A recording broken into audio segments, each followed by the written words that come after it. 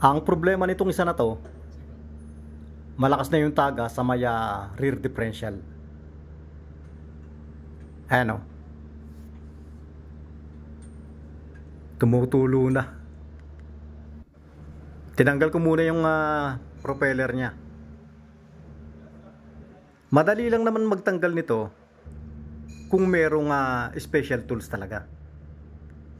Mas mainam talaga dito ang gamitin impact wrench.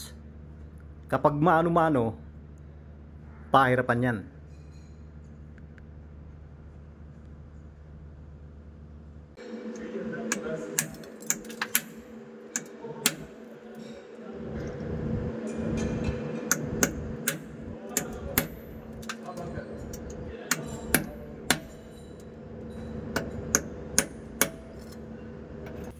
Eto nga pala yung pinukpok ko. Inilayo ko. Nakalakas yan dyan. Saka natin gamitan ng impact. Sa impact wrench, sandali lang yan.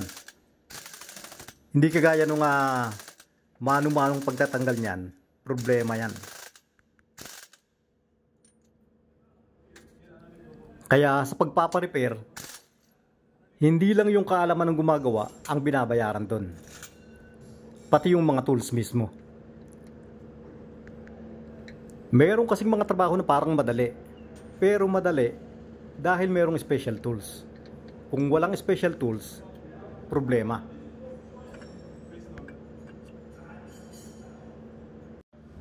Okay pa naman yung plans niya.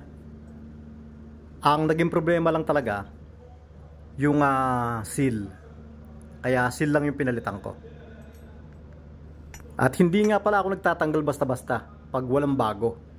Dahil pag tinanggal yan, masisira na lalo. Imbis na leak lang, lalo nang hindi magagamit yung sasakyan. At kailangan ilak uli natin to. Ayan nga pala yung naging tagas oh. Kalat na yun lang sa ilalim.